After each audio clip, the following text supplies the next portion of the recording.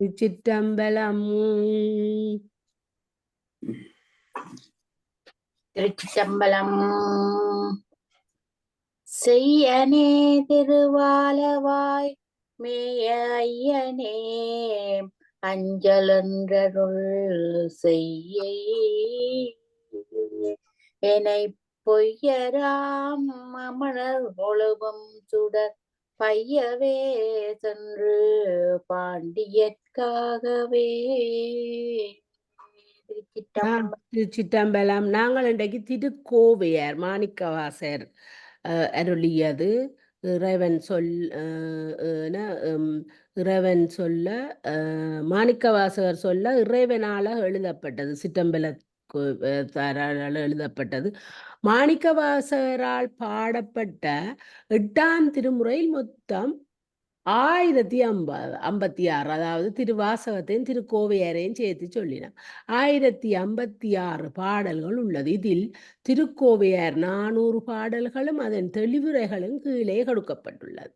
திருவாசகம் அருளிய மாணிக்க வாசகர் திருக்கோவையார் என்னும் அகப்பொருள் கோவை நூலை பாடினார். இதற்கு திருச்சிற்றம்பல கோவையார் என்ற வேறு பெயரும் உண்டு.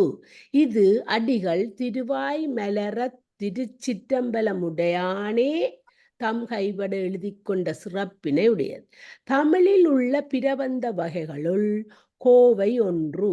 அகப்பொருள் துறைகளை நிரல்பட கோத்து அமைத்தமையின் கோவை என பெயர் வழங்கலாயிற்று. இந்நூல் முழுவதும் கட்டளை கலித்துறையாப்பால் அமைந்துள்ளது. திட்லை சிற்றம்பலவன் இதன் பாட்டுடை தலைவன். 400 துறைகள் உள்ளன. அகப்பொருள் துறைகளை தழுவியே இந்நூல் துறைகள் வகுக்க பெற்றுள்ளன. இந்நூலுள் துறைகள் வகுக்க பெற்றுள்ளன. ஒவ்வொரு பாடலுக்கும் அதன் கருத்தை விளக்கும் கொள்ளு ஒன்று உள்ளது. அனுபடிங்க. இந்த நூல் முழுக்க விவரம் தான் இருக்க போகுது. இது திருக்கோவையாற்ற வரலாறு. அடுத்த பேஜ் தான் நாங்கள் போகிறோம் பாட்டுகள். அதனுடைய இதில் தான் முழுக்க அடங்கி இருக்குது. இதை நல்ல வடிவ எல்லாரும் மனதில் செலுத்துங்க. அனுபடிங்க. இந்நூலில் இயற்கை புணர்ச்சி முதல் பரத்தையிற் பிரிவு ஈறாக 25 கிளவி கொத்துக்கள் உள்ளன. திருக்குறள் காமத்து பாலிலும் 25 அதிகாரங்கள் உள்ளன. சிவபெருமான் பாட்டுடை தலைவன். அவனது திருவடிகளை சிந்தையிலும் சென்னியிலும் கொண்டு விளங்குபவனே இந்நூலின் கிளவி தலைவன். அறிவன் நூற்பொருளும் உலக நூல் வழங்கும் கலந்து இந்நூலை உலக நூல் வழக்கும் உலக நூல் வழக்கும் கலந்து இந்நூலை அடிகள் அருளியுள்ளார். உரை எழுத வந்த பேராசிரியர் இக்கருத்தினை வெளியிட்டுள்ளோர்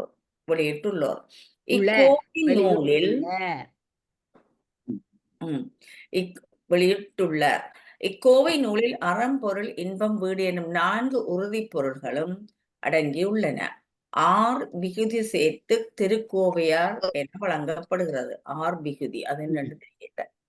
ஆர் விகுதி அந்த திருக்கோவையார். நேற்று நாங்கள் பின்னேரம் என்ன இது படிக்க திருவுந்தியார் படிக்க அங்கேயும் ஏர் விகுதி என்று வந்தது. அந்த கடைசியா திருவுந்தியார் திருக்கோவையார் அந்த ஏர் விகுதி வர்றபடியே இதுக்கு நாங்கள் கட்டாயம் இலக்கணம் இலக்கியம் ரெண்டும், அதாவது தொல்காப்பியம் படிச்சிருந்தா தான் எங்களுக்கு இது கூட விளங்கும். ஆனால் நாங்கள் இதை படிச்சுட்டு தொல்காப்பியத்தை படிச்சுட்டு திருப்பி வந்து இதை படிக்க எங்களுக்கு நல்ல வடிவாக விளங்கும். அப்போ இப்போ போய் தொல்காப்பியத்தை படித்தாலும் எங்களுக்கு அது விளங்காது. இஞ்ச தேவை இருக்குதுன்னு தெரிஞ்சாதான் எங்களுக்கு தொல்காப்பியம் விளங்கும். அப்போ நாங்கள் அதை படித்து கொண்டே இருப்போம். ஆர் விகுதி சேர்த்து திருவந்தியார்லையும் வருது. அங்கே நேற்று தனா கவனிச்சோரியா அங்கேயும் வந்தது ஏர் விகுதி சேர்த்து ஏர் என்று வந்தது. இங்கேயும் அதே மாதிரி ஏர் விகுதி சேர்த்து விகுதி என்றது எங்களுக்கு படிச்சாத்தான் விளங்கும் என்று வழங்கப்படுகிறது. அண்டி படியுங்க மற்ற வசனத்தை. உரை பேராசிரியரின் உரை திட்பநுட்பம் செறிந்து அடிகளாரின் கருத்தை இனிது விளக்குகின்றது. அவரது புலமையும் அடிகளாரிடத்து அவர் கொண்டுள்ள பக்தியும் அவ்வுரையில் காணப்படுகின்றன. துறை விளக்கம், பாடல், கொழு, ஒளிப்புரை, சிறப்புரை ஆகியவற்றை இவ்வுரை கொண்டுள்ளது. உள்துறை நயங்கள் உள்துறை நயங்கள் சிலேடை முதலியன உரையில் உள்ளன. திருவாசக ஒப்புவமை பகுதிகளும் உரையில் இடம்பெறுகின்றன. பிற சிறப்புகள் இந்நூலுள் பல அணிகள் அழகு செய்கின்றன. ஒவ்வொரு பாட்டிலும் தில்லை நகர் சிறப்பு சொல்லப்படுகின்றது. தில்லை மூவாயிரவர் பற்றிய குறிப்பும் திருமால் சமயமும் சயனமும் குறிக்கப்பெற்றுள்ளன. தில்லையேயன்றி இடைமருது, சீர்காழி, குற்றாலம், மதுரை, கைலை, திருப்பரங்குன்றம், திருப்புவனம், மலையம், பொதியல், ஈங்கோய்மலை, ஏகம்பம், கடம்பை, களுக்குன்று, சிவநகர், சுழியல், பெருந்துறை, மூவல், வாஞ்சியம், அம்பர், அரசம்பலம், கொடுங்குன்று, திருவெண்காடு முதலிய தலங்களும் குறிக்கப்பெற்றுள்ளன. இராவணனை அடர்த்தது, காமனை எரித்தது, காலனை சாய்ந்தது, மருதுவை வளைத்தது, இராவணனை அடர்த்தது, இராவணனை அடர்த்தது, காமனை எரித்தது, காலனை சாய்த்தது, மேருவை வளைத்தது, யானையை உரித்தது முதலிய புராணம் செய்திகளும் கூறப்பட்டுள்ளன. ஆகம நூற்கருத்துக்கள் பல நூலுள் இடம்பெறுகின்றன. மெயினா தில்லை சிற்றம்பலவனவை பற்றிதான் இந்த திருக்கோவையார் முழுக்க கொண்டுள்ளது. கோவை நூல்கள் அமிழ்தினும் இனிய நந்தமிழ் மொழியில் பொருள் இலக்கண மிக்க சிறப்பு வாய்ந்தது. அப்பொருள் அகம் பிறமென இரு கூற்றனவாய் பிரிவுபட்டு வழங்குகிறது. அவற்றுள் ஆகம் என்பது உருவும் திருவும் குறியும் குணமும் பருவமும் ஒத்து அன்பு வாய்ந்த காதலன் காதலி இருவரின் உள்ளத்தில் கிளைத்தெழுந்து ஓங்கி எழுகின்ற இன்பச் செவ்வி. இச்செவ்வியை கிளைத்தெடுந்து ஓதும் தமிழ் நூல்கள் பல. நினைக்கிறேன் அதுக்குள்ள அகம் என்று வந்திருக்கோம். அந்த இப்படியான இந்த காதலன் காதலி இருவரின் உள்ளத்து கிளைத்தெழுந்தோங்கி இப்படியான நிறைய தமிழ் நூல்கள் இருக்கின்றன. அவற்றுள் எங்களுக்கு தெரியும், நாங்கள் தமிழ் படித்த நாங்கள் இவ்வளவோ இப்போ திருக்குறள்லேயே காமத்துப்பால் ஒரு தலைவன் தலைவி, அது மாதிரி தான் இதுவும் ஒன்று. ஆனாலும் அவற்றுள முறப்படுத்தி அந்த இன்பத் துறைகளெல்லாம் ஒருங்கே முற்ற முடிய விளங்கும் இலக்கிய நூல்களே கோவை என்னும் பெயரில் வழங்கப் பெறுவன். நாங்கள் இந்த அடிப்படை இந்த திருக்கோவையாற்ற வரலாற ஆழம உணர்ந்து வாசிக்காடி எங்களுக்கு அங்கால பாட்டு விளங்க ஆனவடியா எழுத்து பிள்ளை இல்லாம வடி வாறுத்துறுத்து விளங்கி வாசியுங்கோ, நேரம் எடுத்தாலும் பரவாயில்லை. தொடர்பு படுத்தி கோத்து உரைக்கப்படுவதால் இது கோவை எனப்பட்டது. என்ன இதை முறப்படுத்தி அந்த இன்பத்துறைகள் எல்லாம் ஒருங்கே முற்ற முடிய விளங்கும் இலக்கிய நூல்களே கோவை என்னும் பெயரில் வழங்கப்பெறுவன. தொடர்பு படுத்தி கோத்து உரைக்கப்படுவதால் இது கோவை எனப்பட்டது. அனுவாசிங்கோ. இவன் தனக்கு ஒப்பாரும் மிக்காரும் இலனாய் பிணி மூப்பு சாக்காடும் இலனாய் பெருமையும் உடனுடையனாய் புலவரால் புனைந்துரையாக நாட்டிக் கொள்ளப்பட்டவன் ஆவான். பிறப்பு முதலிய 10 வகையால் தலைவியோடு ஒத்து அவளை முதற்கண் காணும் போது 15 ஆண்டும் 10 திங்களும் புக்கவனாய் பின் 16 ஆண்டு நிறைந்து யாண்டும் இந்நிலையிலேயே இருப்பவன் ஆவான். இவன் வெற்பன் நாடன் ஊரன் கூறப்படுவதன்றி இயற்பெயரிட்டு கூறப்பட்டான். இப்ப இதுல திருக்கோவையார் என்ற தலைவனை பற்றி உங்களுக்கு சொல்லியிருக்கு. இப்ப இனி பாட்டுடை தலைவனை பற்றி சொல்லுது. ஆண்டி வாசிங்கோ. நான் தான் இப்ப வாசிச்சேன்.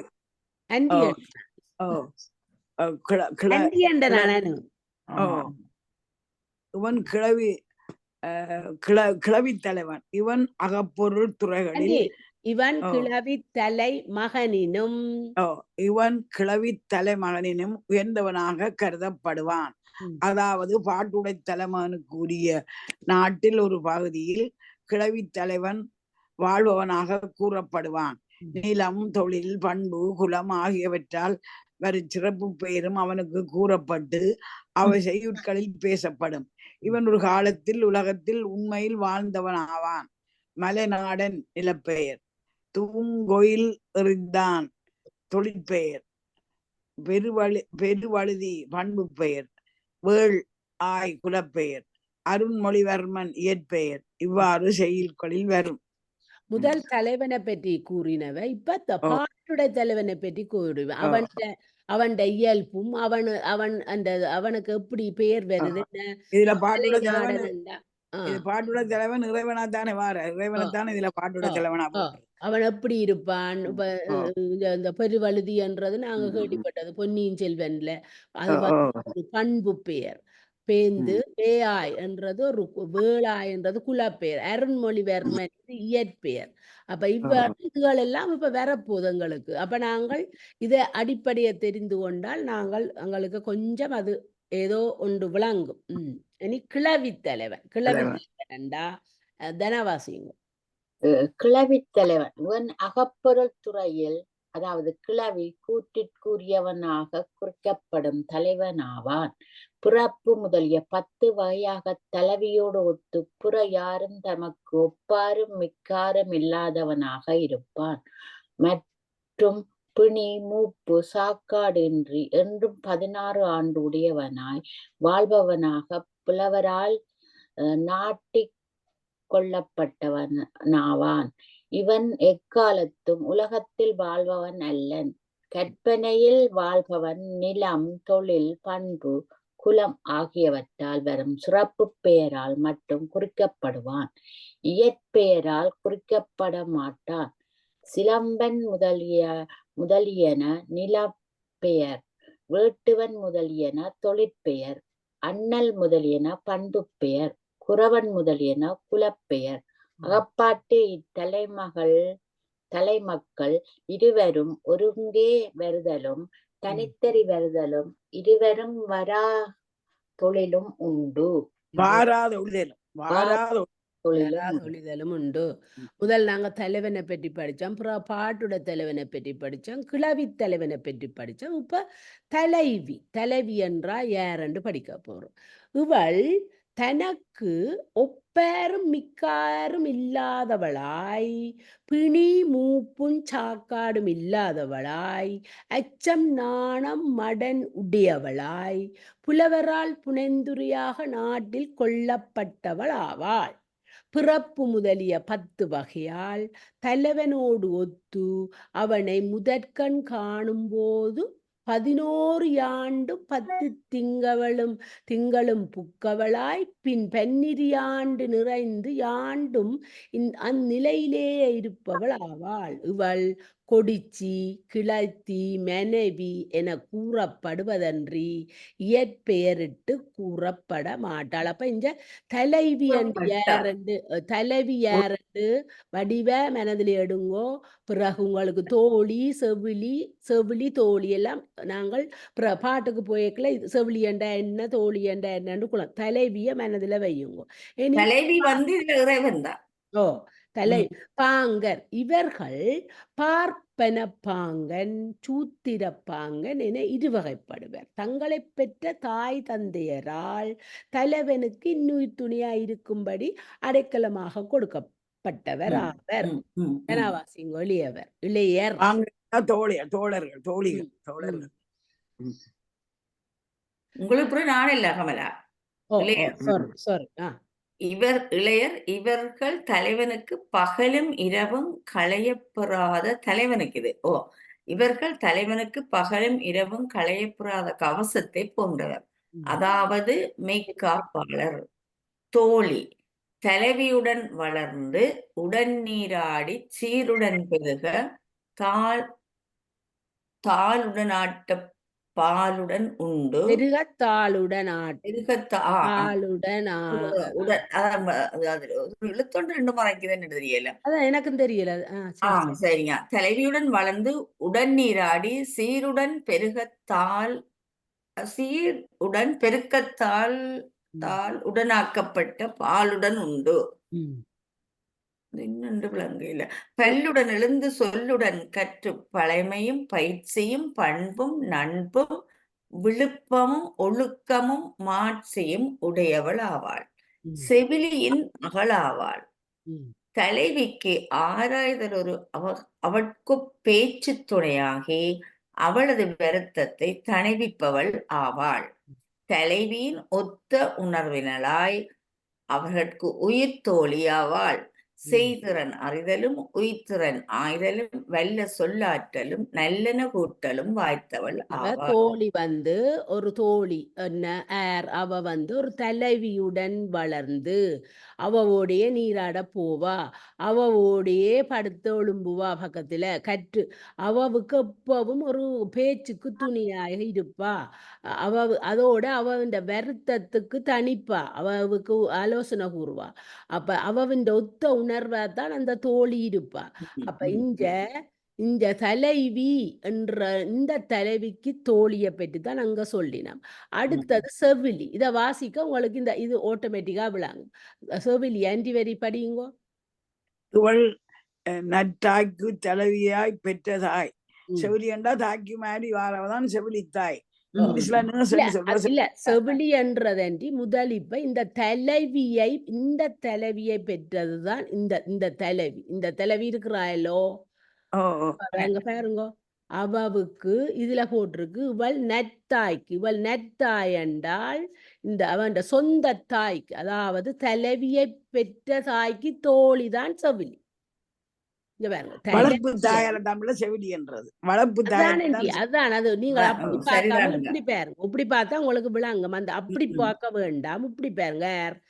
இந்த நெத்தாய் என்று சொல்றதுதான் இந்த செவிலி நெத்தாய் என்று சொல்றது சொந்த தாய். அதாவது இந்த தலைவி இருக்கிறாயில்ல, இப்ப நீங்கள் தான் தலைவியை பெற்ற தாய். உங்களுக்கு அனு உங்களுக்கு மகள்.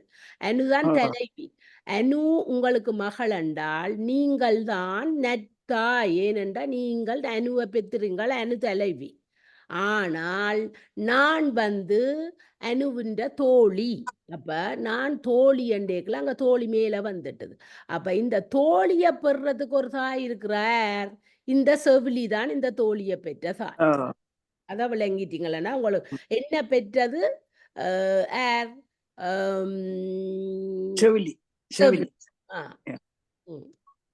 அப்படி பாக்க நல்ல வடிவா விளங்கு. இதுல ஒரு குழப்பம். அம்மாவின் தோழி இல்ல அம்மாவின் தோழி. உங்களுக்கு ஃப்ரெண்ட் இருக்கு, தோழியின் அம்மா. இல்ல இல்ல இல்ல அல்ல, அப்படி சொன்னாலும் இப்படி சொன்னாலும் ஒன்றுதான். இல்லையென்று ஒரு தரம் சொல்ல வேண்டாம். இப்ப ஆன்டி நீங்கள் தான் அனுதான் தலைவி. நீங்கள் அனுவ பெற்ற அம்மா. அப்ப அனுவ பெற்ற அம்மா நீங்கள் தான் அனுவின் அம்மான்னு சொன்ன அனுதான் தலைவி. ஆனால் உங்களுக்கு ஒரு தோழி இருக்கிற தனா தான் உங்களோட தோழி. நான் அனுவின் தோழி. அப்ப என்ன பெற்றது? தனா. நீங்கள் அனுவ பெற்ற நீங்கள். அப்ப நீங்கள் தான் தலைவியின் அம்மா, தனாதான் அனுன்ற செவிலி. தனார் அனுன்ற செவிலித்தாய். செவிலித்தாயின் மகள் தான் நான் அனுவுக்கு ஃப்ரெண்ட். நான் அனுவுக்கு தோழி. உங்களுக்கு இல்லை, அனுவுக்கு தோழி. அப்படி வச்சு பாருங்க, நல்ல வடிவா இது விளங்கும். ஒரு ஆள் சொல்றதே திரும்பி இல்லை என்ற இன்னொரு ஆள் சொல்றதுல எந்த அர்த்தமும் இல்லை. அது கருத்துது. அது நீங்கள் இதை எழுதி போட்டு பாருங்க. தோழியார், தலைவியார், செவிலியார் எழுதுங்க. அப்ப விளங்கும். செவிலி இவள் நெட்டாக்கி தலைவிய அஞ்சி படியுங்க. ரெண்டாவதையும் படிங்க நீங்க. அந்த செவிலி இவள் நெட்டா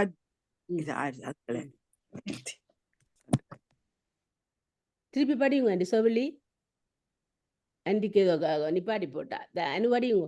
அனுவோ தானா எனக்கு பேர் மாறி வருது. செவிலி இவள் நட்டாய்க்கு தலைவிக்கு அதாவது தலைவியை பெற்ற தாய், ம். தோழியாயும், தலைவிக்கு வளர்ப்பு ம். தாயும், தோழிக்கு தாயும் ம். தாயாயும் விளங்குபவள். ம். இவள் தலைவிக்கு அறிவும் ஆசாரமும் ம். கொளுத்துபவளாய், முன்பெரு நீதியும் பின்பெரு பெற்றியும் உலகியல் நீதியும் உணர்த்துவளாய் திகழ்வாள். ஆண்டி படிங்க. ம். அகத்திணை ஓ. பொருட்பாகுபாடு. ம். அகத்திணை பொருட்டு பாகுபாடு. ம். அகத்திணையாவது சைக்கிளை எனவும் கைக்கிளை ஏதோ கைக்கு வந்து நம்ம அதை மறைக்குது உங்களுக்கு ஓ எழுத்து. என்னவோ எழுத்தினோ மறைக்கு. அகத்திணை பொருட்டு பாகுபாடு. அகத்திணையாவது கைக்கிளையும் கைக்கிளை எனவும் குறிஞ்சி, பாலை, முல்லை, மருதம், நெய்தல் ஆகிய ஐந்திணை எனவும் பெருந்திணை எனவும் 7 வகைப்படும். ம். இவற்றுள் ஐந்திணைக்குரிய பொருள்கள் முதல் கரு உரி என வகைப்படும். ம். கைக்கிளை பெருந்திணைக்கு உரியதென தனியே பொருள்கள் இல்லை. ஐந்திணைக்கு உரியவற்றையே இவைகளும் பெறும். ம். இப்ப முதல் உங்களுக்கு பொருள் இந்த 5 இணை தெரியும். 5 இணை குறிஞ்சி, பாலை, முல்லை, பாலையோ நெய்தல். அதை ஓ. நாங்க மனதுல வைக்க வேணும். அப்ப ம். பிறகு 5 இணைக்குரிய பொருள்கள் முதல் கரு உரி என மூவகைப்படும். அது முதல் கரு உரி என்று அது மூவகைப்படும்.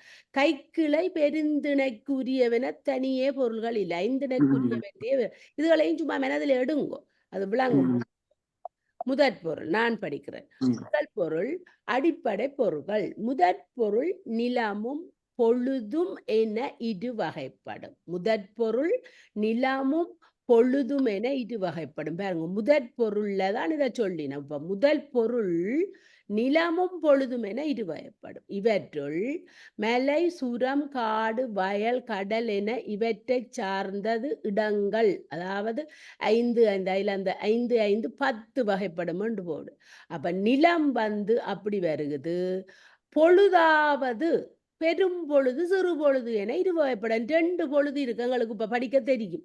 பொழுதிலையும் 2 பொழுது இருக்கு. இவற்றில் பெரும் பொழுதாவது பெரிய பொழுது என்று சொல்றது கேர்காலம், குளிர்காலம், முன்பனி, பின்பனி, இளவேனில், முதுவேனில் என 6 வகைப்படும். 2 மாதங்கள் கொண்டது ஒரு பொழுது. இந்த பெரும் பொழுது எங்களுக்கு இப்ப தெரியுது. நாங்கள் இங்கிலீஷ்ல சொல்றோம் ஸ்ப்ரிங், வின்டர், சம்மர்ன்ற மாதிரி. இங்க கேர் என்றது ஆவணி, புரட்டாதி மாதத்துல அந்த கேர் காலம் நிற்கும். குளிர்காலம் ஐப்பசி, கார்த்திகையில நிற்கும். முன்பனி மார்கழி, தையில நிற்கும். பின்பனி மாசியிலையும் பங்குனிலையும் நிற்கும். இளவேனில் சித்திரை, வையாசில நிற்கும். முதுவேனில் ஆணி, ஆடி. அப்ப அது பெரும் பொழுதைத்தான் அந்த 2 வகையா பிரிச்சிருக்கிறோம். இப்ப சிறு பொழுதாவது மாலை 6 மணியில இருந்து 10 மணி, அதுக்குள்ள ஒரு 4 மணித்தியாலம் தான் நடக்கும். அப்ப மாலை 6 மணியில இருந்து 10 மணி வரையும் என்று சொல்றது மாலை என்றும், ஜாமம் 10 மணியில இருந்து 2 மணி வரையும் என்று சொல்றதும், வைகரை 2 மணியில இருந்து 6 மணி வரையும், விடியல் காலை 6 மணியில இருந்து 10 மணி, நண்பகல் 10ல இருந்து 2, ஏற்பாடு 2ல இருந்து 6 என அதுவும் 6. அப்ப பெரும்பொழுதும் 6 வகை, சிறு பொழுதும் 6 வகையாக பிரிச்சிருக்கு. அப்ப 4 மணி நேரம் கொண்டது ஒரு சிறு பொழுது, பகலில் 3ம் இரவில் 3மாக. அப்ப அந்த சிறு பொழுது பகலில 3 முறை வருகுது, இரவிலையும் 3 முறை வந்து 6ஆக கொள்ளும். கருப்பொருள் அனுவாசி. கருப்பொருள் இருக்கும் பொருள்கள் தெய்வம், உயர்ந்தோர், தாழ்ந்தோர், புல், விலங்கு, ஊர், நீர், பூ, மரம், உணா, பறை, யாழ், பண், தொழில் என 14 வகை அது இருக்கிறது, பொருட்கள். எப்பவும் இருக்கிறது. அதைத்தான் அங்க விளங்கப்படுது. உரிப்பொருள் உயர் மக்கட்குரிய ஒழுக்கங்கள். உணர்தல், பிரிதல், இருத்தல், ஊடல், இரங்கல் எனவும் அவற்றின் நிமித்தங்கள் எனவும் 10 வகைப்படும். குறிப்பு இனி ஒவ்வொரு திணைக்கும் உரிய பொருள் கருப்பொருள் முதற் பொருள். அம்மா முதல் பொருள். இனி ஒவ்வொரு திணைக்கும் உரிய முதற் பொருள், கருப்பொருள், உரிப்பொருள் ஆகியவை பிரித்து கூறப்படும். ஒவ்வொரு திணை என்று நிலத்தினதான் நிலத்திணை. குறிஞ்சிக்கு முதற் பொருள் நிலம், மலையும் மலை சார்ந்த இடமும், பொழுது பெரும்பொழுது குளிர்காலம், முன்பனிக்காலம், சிறு பொழுது யாமம். குறிஞ்சிக்கு சிறு பொழுதுதான் சொல்லி அண்டி வடிங்க கருப்பொருள். அது முதற் பொருள் தான் இந்த ஒரு குறிஞ்சிக்கு முதல் பொருள் தான் இந்த நிலமும். நிலம் குறிஞ்சியில நிலம் வருது. அது மலை சார்ந்த இடமும் தானே குறிஞ்சி. குறிஞ்சி பொழுது எப்படி வருமண்டா, பெரும்பொழுது குளிர்காலம் முன்பனி காலமாயும் இருக்கும். ஆனால் சிறு பொழுது எந்த நாளும் வந்து போக போது என்ன, பெரும்பொழுதுல குளிர்காலம் தான் அதுக்குத்தான் ஒரு காலம் இருக்கு. ஆனா அந்த பொழுது வந்து ஒவ்வொரு நாளும் இருக்கும். அது ஜாமத்துலதான் அந்த பொழுது குறிஞ்சி மலை சார்ந்த இடத்துக்கும் இருக்கு. அது மாதிரி இப்ப கருப்பொருள்னு சொல்லினோம். அதுக்கு இந்த குறிஞ்சிக்குரிய கருப்பொருளை சொல்லினோம். அண்டி வாசிங்கோ. தெய்வம் முருகன், குறிஞ்சி கடவுள் தானே முருகன். உயர்ந்தோர் பொறுப்பன், வெற்பன், சிலம்பன், குரத்தி, கொடிச்சி. அந்த ஏனண்டி நாங்க முதலே படிச்சுட்டோம். என்ன நிலத்துக்குரியது என்னன்னு சொல்லுவினாம். பொறுப்பனண்டா, வெற்பனண்டா, சிலம்பனண்டா, குரத்தியண்டா, கொடிச்சியண்டா, அது நிலத்துக்குரிய மலைநாட்டாக்களை தான் அப்படி சொல்றோம். மலையிலே தான் அதெல்லாம் சொல்றோம். சிலம்பன், குரத்தி, கொடிச்சியன். தாழ்ந்தோர் குறவர், காணவர், குரத்தியர். உணவு மலைநெல் திணை. அப்போத உணாண்டா என்னன்னு தெரியாண்டு வச்சீர். அதுதான் இந்த உணவு. உணவு மலை, உணவு மலை நெல் திணை மூங்கிலரிசி. புல் கிளி மயில். விலங்குகள் யானை புலி கரடி சிங்கம். ஊர் சிறுகுடி. நீர் அருவி நீர் சுனை நீர். பூ குறிஞ்சி பூ காந்தல் பூ வேங்கைப்பூ. மரம் சந்தனம் தேக்கு அகில் அசோகு நாகம் மூங்கில். பறை தொண்டகப்பறை. பறைன்றது அந்த அரிக்கிற பறை தான். யாழ் குறிஞ்சி யாழ். பண் குறிஞ்சி பண். தொழில் வெறியாடல், மலை நெய் விதைத்தல், திணை காத்தல், தேன் அழித்து எடுத்தல், கிழங்கு அகழ்தல், அருவி நீர் ஆடல், சுனை நீர் ஆடல். உரிப்பொருள் என்ற புணர்த்தலும் புணர்தல் நிமித்தம். முல்லை தனாவாசி. முல்லை முதற்பொருள் நிலம் காடு சேர்ந்த இடம். இரண்டாவது பொழுது பெரும்பொழுது கார்காலம், சிறுபொழுது மாலை கருப்பொருள். முதலாவது தெய்வம் திருமால். உயர்ந்தோர் குறும்பொறை நாடன். தோன்றல் மனைவி கிளத்தி. இந்த கிளத்தி என்றது மிக மிக மிக மிக முக்கியமானது திருக்கோவையாறுல. அப்ப அதை வடிவா சொல்லுவோம். கிளத்தி என்ற வைஃபைத்தானே கிளத்தி என்ற மனைவியைத்தானே கிளத்தி என்று. தாழ்ந்தோர். மூன்றாவது தாழ்ந்தோர் இடையர் இடைச்சியர் ஆசியர் ஆயர் கொஞ்சம் ஆயர் ஆட்சியர். உணவு வரகு சாமை முதுரை. புல் காட்டுக்கோழி. விலங்கு மான்முயல். ஊர் பாடி சேரி. நீர் குறிஞ்சினை நீர். கான் யான்று நீர். பூ முல்லைப்பூ புல்லைப்பூ தோன்றிப்பூ பிடவப்பூ. மரம் கொன்றை காயா குருந்தம். பறை ஏறுகொட்பறை. யாழ் முல்லையார். பண் சாதார். தொழில் சாமை விதைத்தல், வரகு விதைத்தல், அவற்றின் களை கட்டல், அவற்றை அறிதல், கடாவிடுதல், கொன்றை குழலூதல், கால்நடைகளை மேய்த்தல், கொள்ளேறு தழுவுதல், குரவை கூத்தாடுதல், காண்யாராடல். உரிப்பொருள் ஆற்றிலிருந்தும் இருத்தல் நிமித்தமும். சரி, இப்ப மருதன் நான் படிக்கிறேன். அதுக்கு முதல் இப்ப 2 தரம் படிச்சுட்டோம். புல்லண்டா என்ன? புல்லண்டா பறவை. மருதம் முதற்பொருள். நிலம் வந்து வயலும் வயல் சார்ந்த இடமும். பொழுது பெரும்பொழுது, அதாவது 6 பெரும்பொழுதுகளும் பெருகுதாம் இதுக்குள்ள இந்த மருதத்துக்கு. சிறு பொழுது வைகறை காலை. கருப்பொருள். தெய்வம் வந்து இந்திரன். உயர்ந்தோள் ஊரன் மகிழ்நன் கிளத்தி மனைவி. தாழ்ந்தோர் உழவர் உளத்தியர் கடையர் கடச்சியர். உணவு செந்நெல் அரிசி வெண்ணெல் அரிசி. புல் பண்டானம் மகன்றில் நேரை அன்னம் பெருநேரை கம்புள் குருகு தேரா. விலங்கு எருமை நீர்நாய். ஊர் பேரூர் மூதூர் நீர், ஆற்று நீர், கிணத்து நீர், குளத்து நீர், பூ, தாமரைப்பூ, குவளைப்பூ, கழுநீர்ப்பூ, மரம், காஞ்சி, வஞ்சி, மருதம், பறை, நெல்லரிக்கிணை, மணமுழவு, ஜாழ், மருதஜாழ், பண், மருதப்பண், தொழில், விழாச்செய்தல், வயற்களை கட்டல், நெல்லறிதல், கடாவிடுதல், குளம் குடைதல், புது நீராடல். குறிப்பொருள் ஊடலும் உடல் நிமித்தம். நெய்தல் படியுங்க. நிமித்தமும் நெய்தல். முதற்பொருள் நிலம், கடலும் கடல் சார்ந்த இடமும், பொழுது பெரும் பொழுது, ஆறு பெருகும் பொழுதுகளும், சிறு பொழுதும் ஏற்பாடு. சிறு பொழுது ஏற்பாடு. சிறு பொழுது ஏற்பாடு. ஏற்பாடுன்னு ஏதோ ஒரு காலம் இருக்கு, யாரையும் கேட்க வேணும் அந்த ஏற்பாட்டை பற்றி. இல்லாட்டி இந்த அகராதியில பார்த்தா தெரியும். கருப்பொருள் தெய்வம் வருணன், உயர்ந்தோர் சேர்ப்பன் புலம்பன் பரத்தி நுழைச்சி, தாழ்ந்தோர் பரத்தியும் உயர்ந்தோர்கள் வருகிறது. தாழ்ந்தோர் நுழையர், நுழைச்சியர், பரதர், பரத்தியர், அளவர், அளத்தியர்.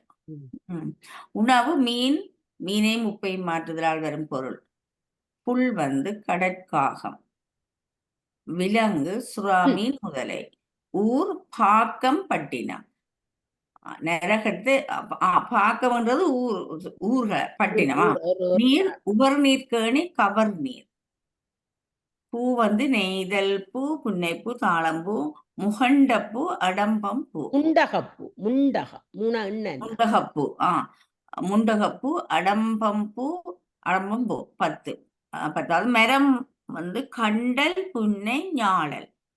பறை மீன் கோட்பறை, நாவாய், பம்பை. யாழ் விளரியாழ். பண் செவ்வழிப்பண். தொழில் மீன் பிடித்தல், உப்பு உண்டாக்கல், அவை விற்றல், மீன் உணக்கல், அவற்றை உண்ண வரும் பறவைகளை ஓட்டுதல். உணக்கல் என்றால் காய விடுறதுக்கு. இது கடலும் கடல் சார்ந்த இடமும் இருக்கிறவங்க மீன் பிடித்தலும் உப்பு உண்டாக்குறதும் அதான் அங்க பறவைகளை அந்த அதுல வேற பறவைகளை ஓட்டுதல். ஏன்னா அங்க கடல் தான், அங்க கடல்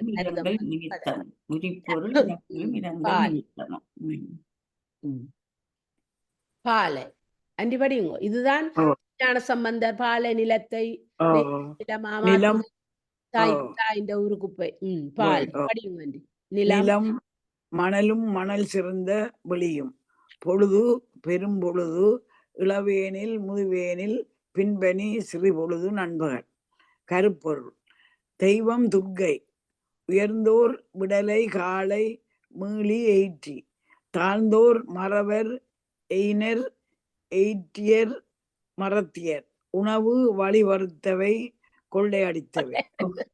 நல்ல தொழில்தான் செய்யும். ஏனண்டா பாலைவனம் தானே, அங்கே ஒன்றும் வராது. புல் புறா, புறா பருந்து எருவை கழுகு. அதன் எருவை விளங்கையில என்னன்று புறா பருந்து எருவை கழுகு. விலங்கு பறவையா, சென்னாயா விலங்கு. ஊர் குறும்பு, நீரில்லா குழி, நீரில்லா கிணறு. பூ மாரம்பு, குராம்பு. மரம் உளைஞை, பாலை, ஓமை, இருப்பை. பறை துடி, யாழ் பாலை யாழ், பஞ்சரம். தொழில் போர் செய்தல், பகச்சூறையாடுதல். உரிப்பொருள் பிரித்தலும் பிரித்தல் நிமித்தமும். களவும்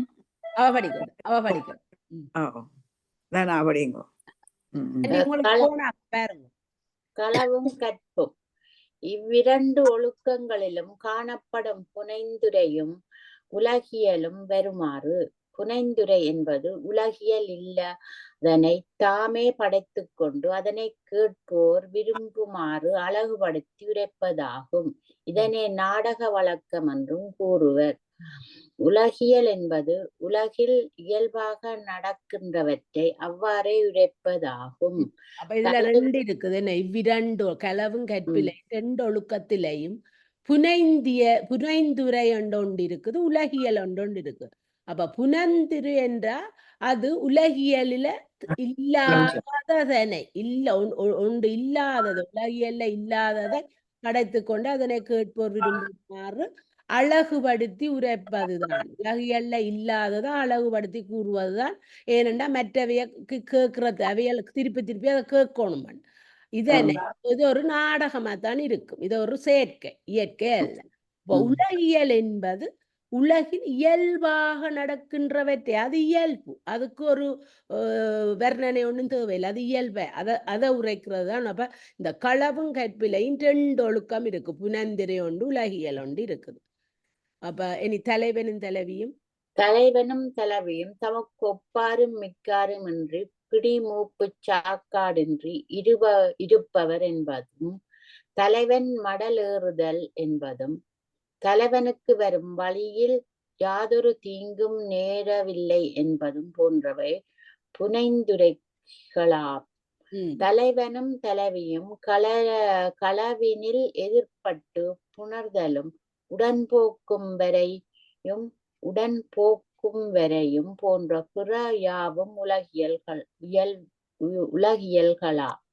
அப்ப இந்த புனைந்துரைய இப்ப செயற்கை என்று சொல்லி போட்டு அதையும் எங்களுக்கு விளக்கத்தை கூட தெரியணும். என்ன தலைவனும் தலைவியும் தமக்கொப்பாரும் மிக்காரும் இன்றி அப்ப கூட அதை புனைஞ்சு கூட செய்யணும். என்ன தலைவன் எங்களை விட்ட யாரும் ஒன்றுமென்றும் இல்லையென்று பிணியும் மூப்பும் சாக்காடும் இன்றி இருப்ப அவைகளுக்கு ஒரு நாளும் இறப்போ ஒன்றுமே இல்லை, அவைக்கு ஒரு நோயோ இறப்போ இல்லையென்று சொல்லி அவ இருக்கிறது. தலைவன் மடலேறுதல் என்பதும் தலைவனுக்கு வரும் வழியில் யாதொரு தீங்கு நேரவில்லை.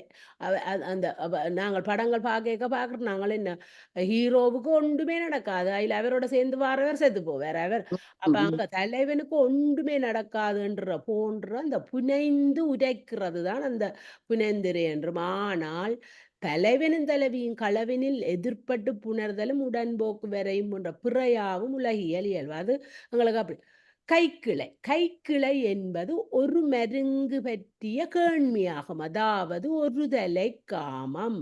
அப்ப கைக்கிளை என்று எங்க வந்தாலும் நாங்கள் அதை விளங்கிக் கொள்ளணும். அது ஒரு யாரோ தலைவனுக்கோ தலைவிக்கோ ஒரு தரல விருப்பம் இருக்கிறது, எதிர்த்தரப்பாளுக்கு விருப்பம் இராது. அப்ப தலைவனின் தலைவி என்னும் இருபாலரில் ஒருவர் மட்டும் மற்றொருவரை காதலிப்பது. கை அண்டா சிறுமையாகிய, கிளை அண்டா உறவு. ஐந்திணை என்பது இருமருங்கு மொத்த காதல். முதலே படிச்சுட்டோம், ஐந்திணை எங்களுக்கு தெரியும். என்ன ஐந்திணை குறிஞ்சி முல்லை மருதாது. அப்ப இங்க வந்த ஐந்திணை, இதுல சொல்லப்படுற ஐந்திணை என்பது இருமருங்கு மொத்த காதல். கைக்கிளை ஒரு தலை காதல், ஐந்திணை இருமருங்கு மொத்த, அவையில் 2 பேருக்கும் விருப்பம். அதாவது அன்புடை காமம். தலைவன் தலைவி என்னும் இருபாலரும் ஒருவரை ஒருவர் மனமொத்து காதலிப்ப. இவ்வொழுக்கம் குறிஞ்சி பாலை முல்லை மருதல் நெய்தல் என்ன வகைப்படும். இப்ப இந்த 5 நிலையில இருக்கிற அந்த இருமருங்கு மொத்த காதல்லையும் இந்த ஒழுக்கம் குறிஞ்சி மாலை அதை பற்றி அவ சொல்லு. 5 வகைப்பட்ட திணை 5 வகைப்பட்ட திணை என்றது ஒழுக்கம். பெருந்திணை அனுபடியும். பெருந்திணை என்பது பொருந்தா காமம். தலைவன் பொருந்தா முறையில் தலைவியை காதலிப்பது. பெரு உலகில் பெருவழக்காகிய திணை ஒழுக்கம். தன்னை விட வயதில் மூத்தவளை காதலிப்பது போன்றவை அது பெருந்திணை என்று சொல்லப்படுறது. அந்த பெருந்திணை பொருந்தாத காதல். அது அடுத்தது படிக்கிறீங்களா? படிங்க. களவு. ஐந்திணை களவு கற்பேனும் 2 ஒழுக்கங்களை உடையது. அவற்றுள் களவு என்பது வேதத்துள் கூறப்பட்ட எண்வகை மனத்துள் யாழோர் கூட்டமாகிய காந்தர்வ மனத்தை ஒத்ததாகும்.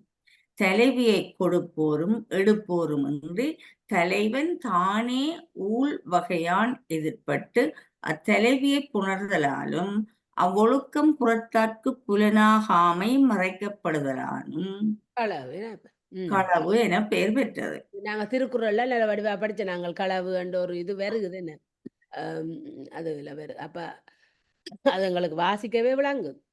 என்ன களவு என்றது 5 களவு என்றது 5 களவு கற்பு என்னும் 2 ஒழுக்கங்களையும் உடையது. அவற்று களவு என்பது வேதத்தில் கூறப்பட்ட எண்வகை மனத்தில் யாழோர் கூட்டமாய காந்தருவ மனத்தை. காந்தருவ மனம் என்றா இளமையில் மணக்கிறது நன்றி. இல்ல இல்ல காதல் கொள்ற கடத்தி செல்வம். பெரியோருக்கு தெரியாம தாங்களுக்குள்ளேயே காதலிச்சு கல்யாணம் முடிக்கிறதான் காந்தருவ கல்யாணம். காந்தருவ மனத்தை தலைவியை கொடுப்போரும் எடுப்போரும் இன்றி கல்வன் தானே ஊழ்வகையான் அந்த கண்ம ஊழ்வகையால் எதிர்பட்டு அந்த தலைவிய புணர்தலாலும் அவ்வொழுக்கம் புறத்தாருக்கு தெரியாதா புலனா மறுக்கப்படும். மற்றதையும் வாசியும் ஆன்டி ஹெட்ப வாசிக்கட்டும். உலகத்து களவெல்லாம் பிறர்க்குரிய பொருளை மறையிற் கொண்டாரை கை குறைத்தும் கால் குறைத்தும் கண் தோண்டியும் கழுவேற்றியும் பழிவாங்கிற்கு ஆளாக்கியும் பின் நரகத்துக்கு வைக்கும். ஆனால் இக்களவு மேன்மக்களால் புகழப்பட்டு ஞான ஒழுக்கத்தோடொத்த இயல்பிற்றாய் பின் துறக்க வீடுகளையும் பெயர்க்கும். இது இறைவற்ற அந்த மேல் சொன்னது மேலடுங்கோ மேல அந்த மேலானடுங்கோ இந்த களவு அவைகளுக்கு இவருக்கு அது இப்ப இவியலுக்கு சொல்லிக்குள்ள இப்ப இறைவனோட சொல்லிக்குள்ள அந்த களவு இவ்வளத்தையும் தருகுது. அந்த களவு மேன்மக்களால் புகழப்பட்டு ஞான ஒழுக்கத்தோடு ஒத்த இயல்பிற்றாய் பின் துறக்க வீடுகளையும் பயக்கும். இதுதான் இப்ப இந்த ஊழ்வினையால திருக்கோவையார்ல வரப்போறது.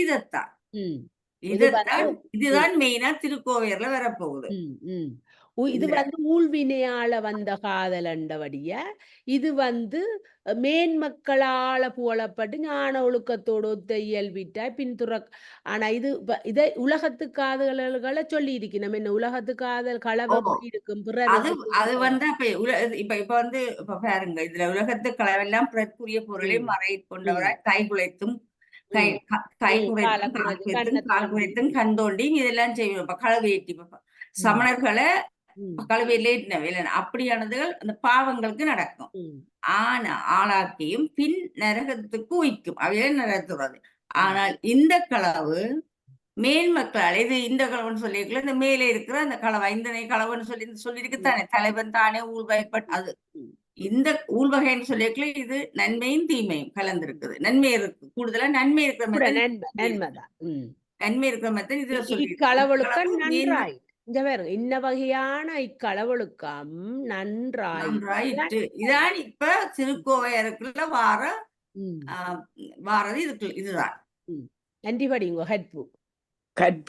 கற்பாவது களவின் ஒழுகி வந்த தலைவனும் தலைவியும் ஊரறிய மனம் செய்து கொண்டு இல்லற நடத்துவதாகும். இது உள்ள மகிழ்ச்சியும் ஊடல் உணர்த்தலும் பிரிவும் புறவும் பல பகுதிப்படும். அதன் விளக்கம் வருமாறு: தலைவியே நின்னை பெற காரணமாக இருந்தது நின் தோழி என்பதால் வைத்த அன்பன்றோ என்று தலைவன் பாங்கினை புகழ்வான். அது கேட்ட தோழி தலைவனை வாழ்த்துவாள். பின் தோழி தலைவியை பார்த்து வரையின் நாள் வரை நீ ஆற்றி இருந்தது எவ்வாறு என வினவுவாள். தலைவன் தன் கையுறையால் ஆற்றினேன் என தலைவி கூறுவாள். பின் தலைவனை நோக்கி அவ்வாறே பாங்கி வினவுவாள். தலைவனும் ஆற்றியிருந்தவாறு உரைப்பான். ஒரு நாள் செவிலித்தாயின் வீட்டிற்கு வந்து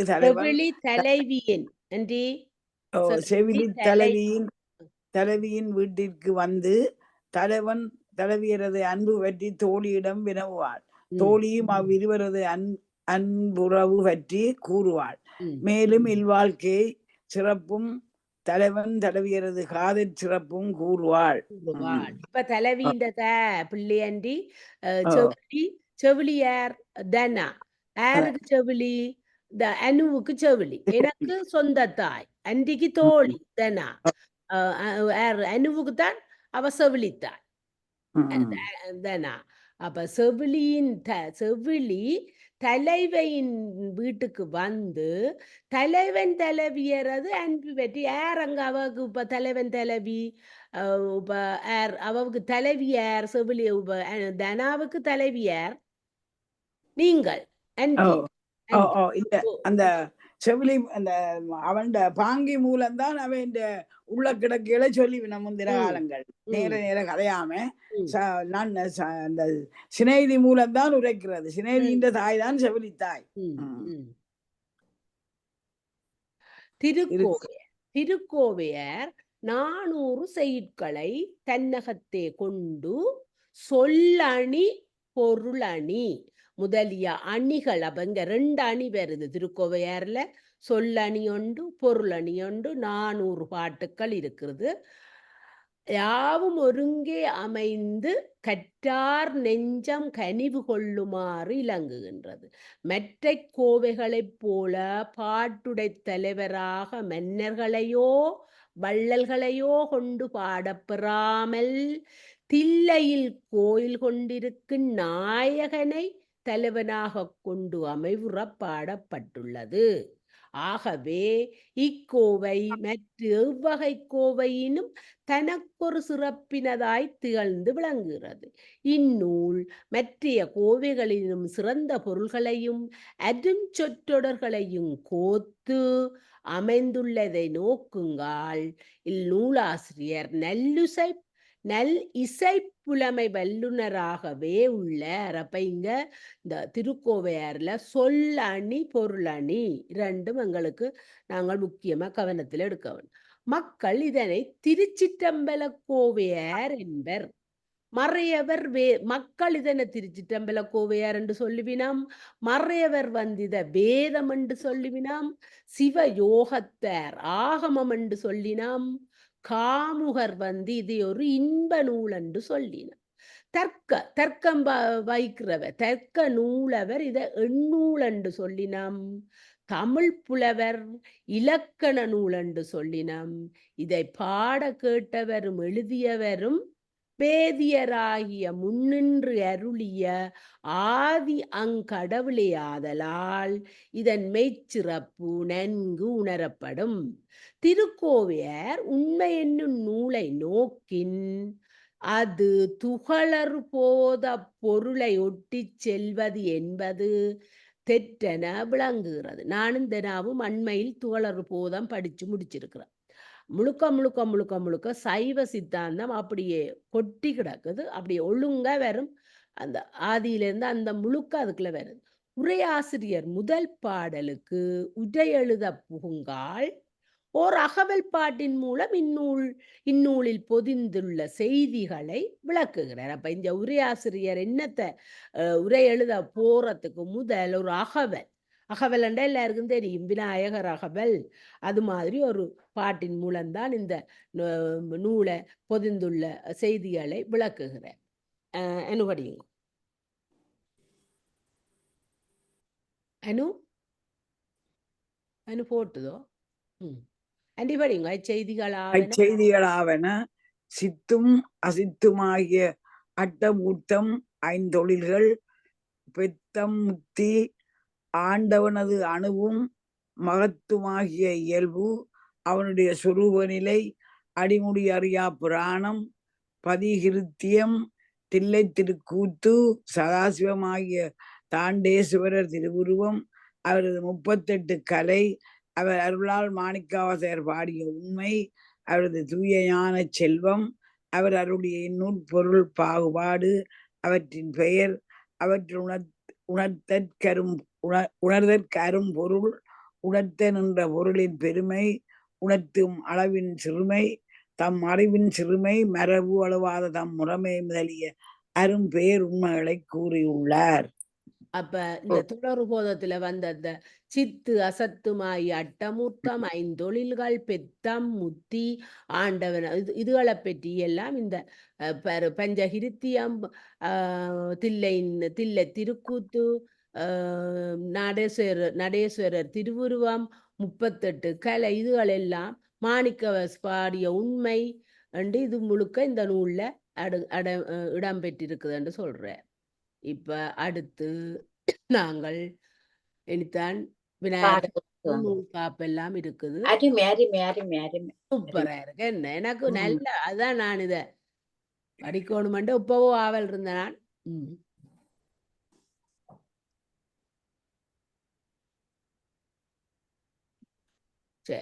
தனா படிங்கோ. விநாயகர் வணக்கம். வடிவா படிக்கணும் பாட்டு. எங்களுக்கு வேற பாடே இல்லை.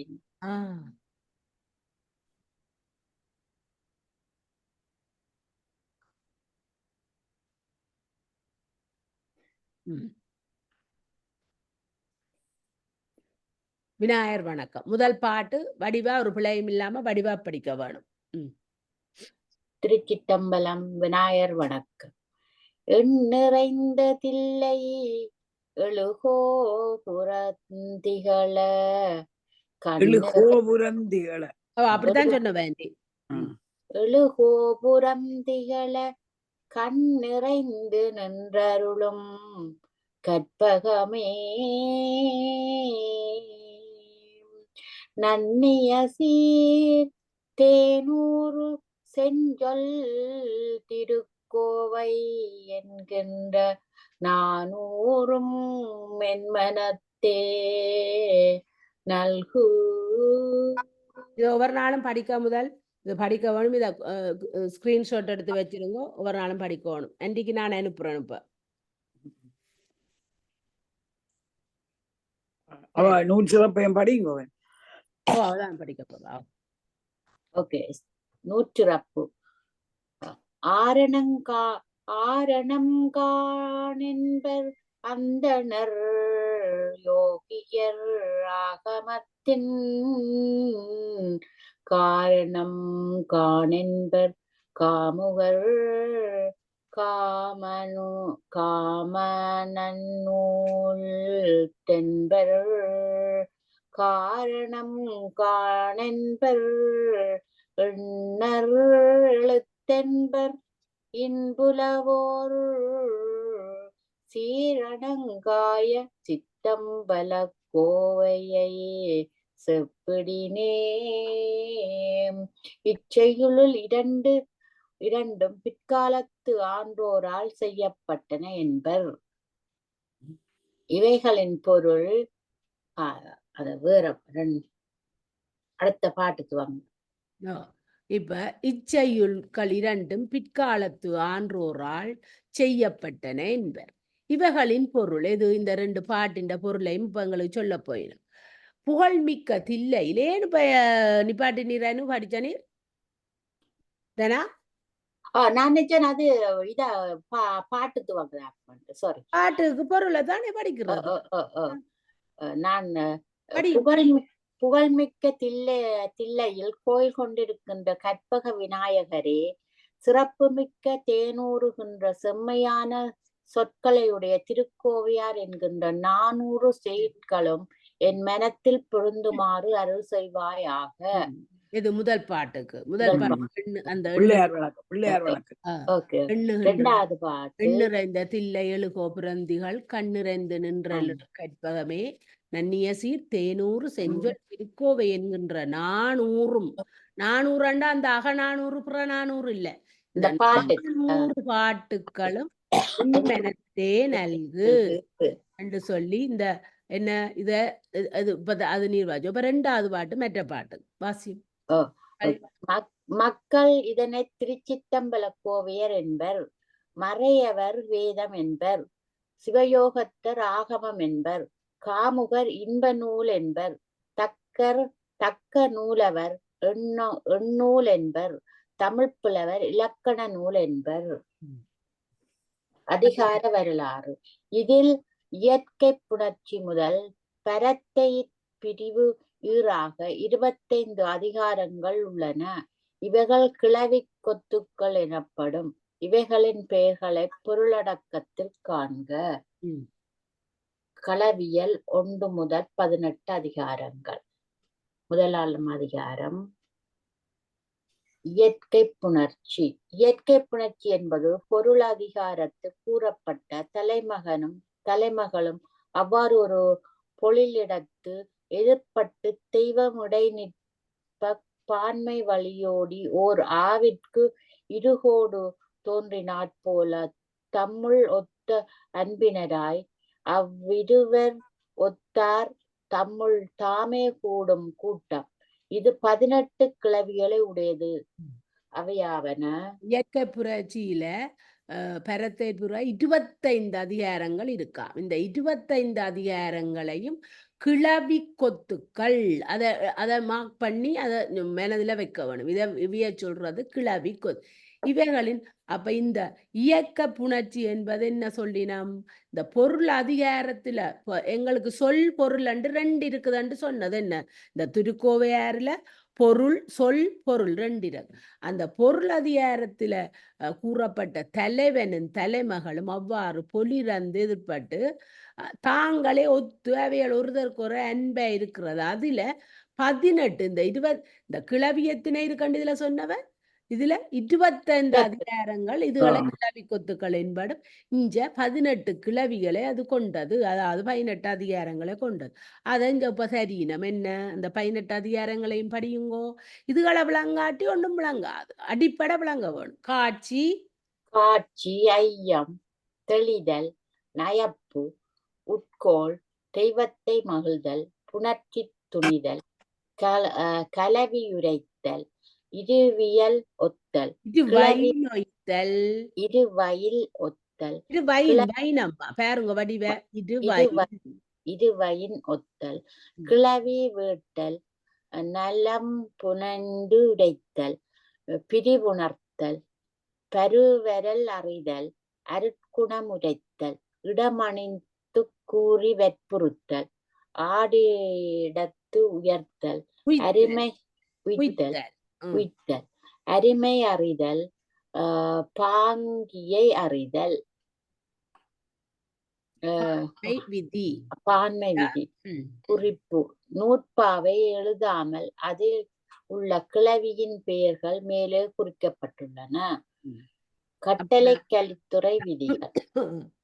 நூற்பாவை தராமல் எங்களுக்கு அறிமுகப்படுத்தி வச்சிருக்கணும் 18 கிளவி, அதாவது 18 அதிகாரங்களை எங்களுக்கு தந்திருக்கணும். இப்ப இனி இந்த முதலே படிச்சிட்டம் திருக்கோவையார் என்னத்தால் ஆக்கப்பட்டது? கட்டளை கலித்துறை யாப்பால் ஆக்கப்பட்டது. யாப்பு அல்ல, இந்த கட்டளை கலித்துறை யாப்பால் ஆக்கப்பெற்றதுதான் இந்த திருக்கோவையார் என்று முதலே வாச்சிட்டோம். அதைத்தான் இப்ப கட்டளை கலித்துறை விதிகள் என்று சொல்லுறார். இப்ப கட்டளை கலித்துறை விதிகள் 5 அடிகள் 4 பெற்று 5 சீர் வரும் 4 அடிகளை பெற்று வரும்.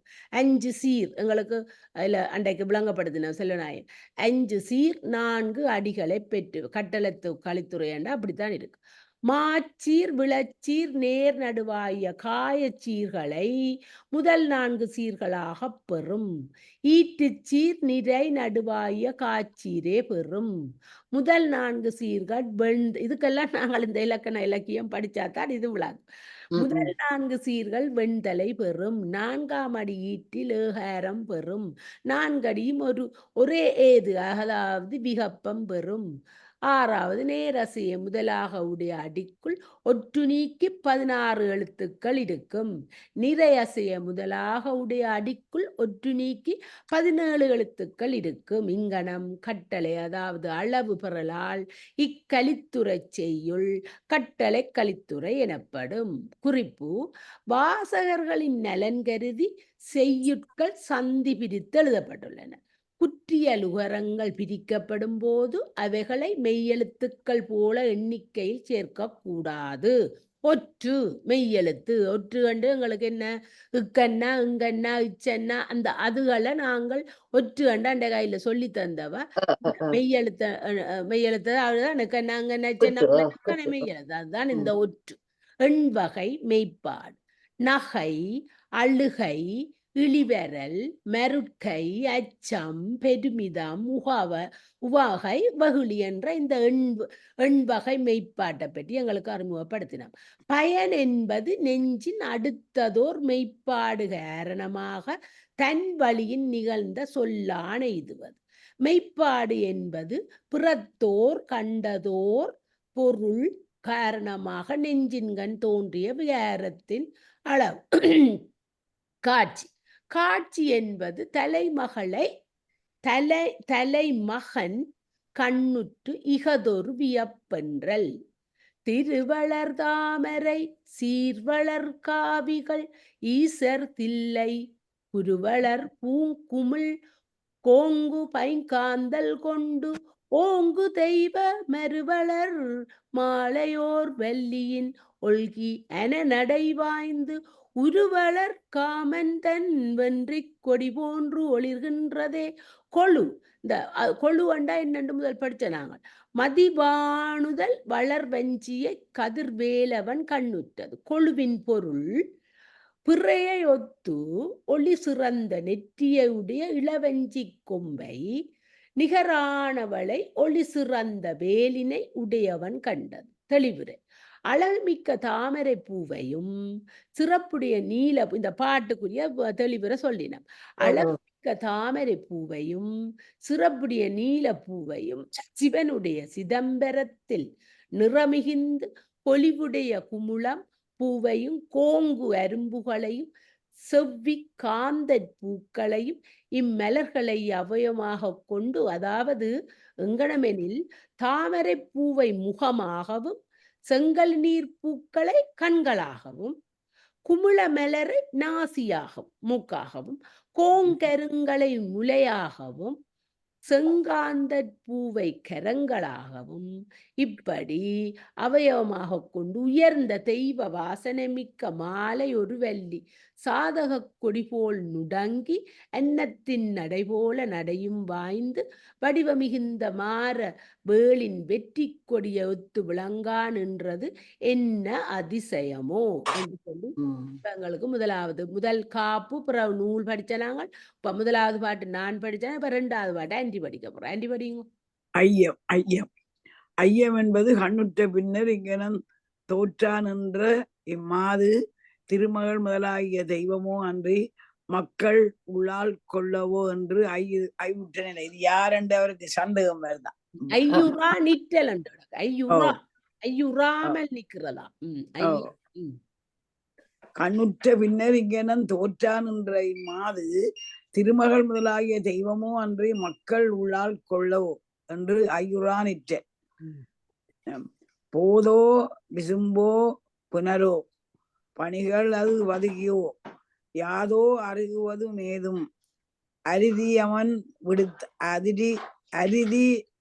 விடுத்த தூதோ அனங்கள் துணையோ இணையிலி தொல்லை தில்லை மாதோ மடமயிலோ என நின்றவர் வாழ்வதியே கொள்ளு தெரி அறியதோர் தெய்வம் என்ன அறுவரை நாடன் ஐயுற்றது. இதன் பொருள் அறிவதற்கு அருமையான ஒரு தெய்வம் என்று அரிய மலநாட்டை உடையவன் சந்தேகித்தது. அதான் ஐயம் என்ற சந்தேகம்தான். தெளிவுரை. பூமியில் உள்ள இளைஞரை எல்லாம் கொல்ல வேண்டி காலன் வரவிட்ட தூதோ வசித்ததற்கு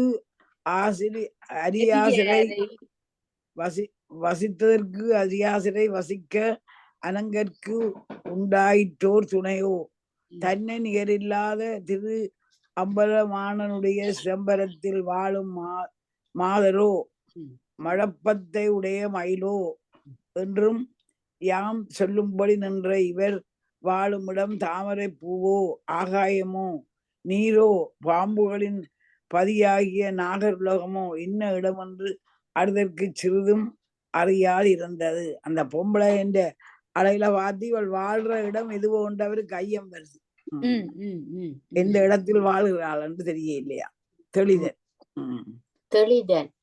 தெளிதல் என்பது ஐயுற்ற பின்னர் அவயம் இயங்க கண்டு இவள் தெய்வமல்லள் என்று தெளியா நிற்றல். பாயும் விடையரன் தில்லை என்னாள் படை கண்ணிமைக்கும் தோயும் நிலத்தடி தூமலர் வாடும் துயரமெய்தி ஆயும் மனனே அணங்கலல்லள் அம்மா முல்லை சுமந்து தேயும் மருங்குல் பெரும்பனை தோழி சிறுநுதலே. கொழு அணங்கலல்லள் என்று அயல்வேலவன் குணங்களை நோக்கி குறித்துரைத்தது. இதன் பொருள் தெய்வம் அல்லல் என்று கூறிய வேலினை உடையவன் அவயங்களை ஆராய்ந்து கருதி சொன்னது. தெளிவுரை பாய்ந்து செல்லுகின்ற இடப்பக்கத்தையுடைய சிவனின் சிதம்பரத்தை நிகரானவாள் வேல் போலும் கண் இமையா நின்றது பாதங்களும் பூமியில் பொருந்தா நின்றது பாதங்களும் பூமியில் பொருந்தா நின்றன செவ்வி புட்பங்களும் வாடா நின்றன வருத்தமுற்று ஆறாகின்ற மனமே தெய்வம் அலல்கான் அழகிய பாரதனங்களை சுமந்து தேயா நின்ற இடையினையும் பொறுத்து வளர்ந்த வேயினை நிகர்ந்த தோளினையும் பெருத்து வளர்ந்த வேயினை நிகர்ந்த தோளினையும் உடைய இந்த சிறு நெற்றியினை உடையவள் தெய்வம் அல்லல் கான். இப்ப ஐயம் தெளிதல் பொம்பளைண்டு கண்டுபிடிச்சிட்டேன் தெய்வம் இல்லையா. இப்ப ஐயம் முதல் படிச்ச நாங்கள் என்ன காட்சி பிறகு காட்சிய கண்டோன்னு ஒரு ஐயம் வருது ஐயத்தை கண்டோன்னா பிறகு தெளிகிற அப்புறம் இப்ப ஒரு நயப்பு வருது நயப்பு என்பது தெய்வம் அல்லல் என்று தெளிந்த பின்னர் மக்களுக்குள்ளாலென்று நயந்து இல்லை கொள்ளென்ற நெஞ்சிற்கு அல்குளும் முலையும் காட்டி இடையுண்டென்று சென்றைதான் நினையா நிற்றல் அகல்கின்ற அல்குள் தடமது கொங்கை அவை அவம் நீ புகழ்கின்றது என்னை நெஞ்சு உண்டே இடையடையார் புறங்கள் இகழ் குன்ற பில்லில் செற்றோன் தில்லை ஈசனம்மானெதிர்ந்த பகல் குன்ற பல்குத்தோன் பழனம் என்ன பல்வலைக்கு கொழு வண்டமர் புரிகுழல் ஒண்டொடி மடந்தையை நயந்த அண்ணல் வியந்துள்ளியது இதன் பொருள் வண்டுகளார்க்கின்ற நெறித்த கூந்தலினையும் அழகிய வளைகளையும் உடைய நாயகியை விரும்பி நாயகன் அதிசயப்பட்டு நின்றது. தெளிவுரை அகலா நின்ற அல்குலின் பெருமை இருந்தபடி அது தனங்களும் அங்கனே கதித்திருந்தன.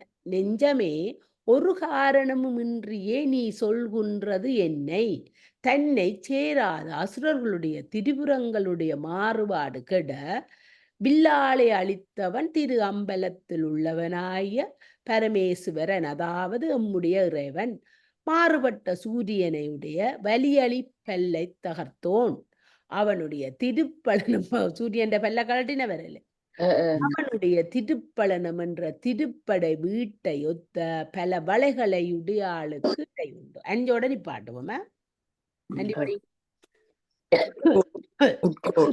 உட்கோள் என்பது மக்களுக்குள்ளால் என்று நயந்து சென்றெய்த நினையான் என்றவன் தன்னிடத்து அவளுக்கு உண்டாகிய காதல் அவள் கண்ணிற்கண்டு தன்னுட்கொள்ளா நிற்றல். உட்கோள் என்றது அதான். அணியும் அமிழ்தும் என் ஆவியும் ஆயவன் தில்லை சித்தாமணி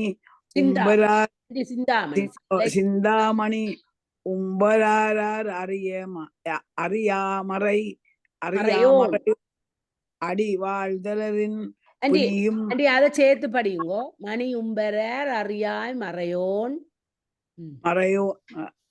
மணி உம்பரார் அறியா மறையோன் அடி வாழ்த்தலரின் பிணியும் அதற்கு மருந்தும்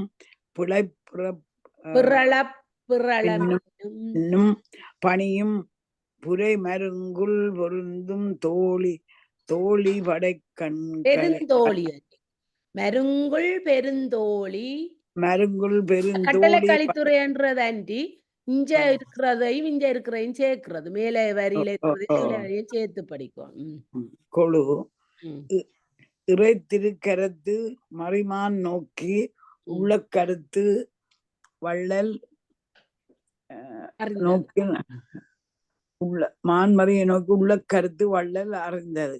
இதன் பொருள் சுவாமியினுடைய திருக்கரத்து மான்மறையின் நோக்கினை உடையாளின் மனத்தின் நினைவை நாயகன் அறிந்தது. தெளிவுரை தேவர்களாலும் அறியப்படாத வேதிய வடிவன் பாதங்களை வாழ்த்த மாட்டாதவரை போல இறைவனை வாழ்த்தாதவர்களைப் போல பார்க்க பார்க்க நோயுமாய் நோய்க்கு மருந்துமாக நின்றன. மின்னையும் அரவின் படத்தையும் நிகழ்த்த இடையினை உடையவளாய் பெரிய தோளினை உடையாள் வேல் போலும் கண்கள் புலர பார்க்க பார்க்க நோயும் அதற்கு மருந்துமாக நின்றது. எங்கனவனின் பொழுது நோக்கத்தால் போட்டிருக்கும் பொது நோக்கத்தால் பார்க்க நோயாக நின்றது. உள்ள கருத்து வெளிப்படுவதோடு கூடிய நோக்கத்தால் பார்த்தபோது அதற்கு மருந்தாகவும் நின்றது. அது நோயாகவும் இருந்ததாம், ஆனா அவளுடைய பார்வையால அது மருந்தாகவும் மாறிச்சு. கண்களை பிளற பார்க்க அது நோயா இருந்ததாம், அவன் பார்வையால அது நோய் தீர்க்கும் பிணி தீர்க்கும் மருந்தாகவும் மாறிச்சு.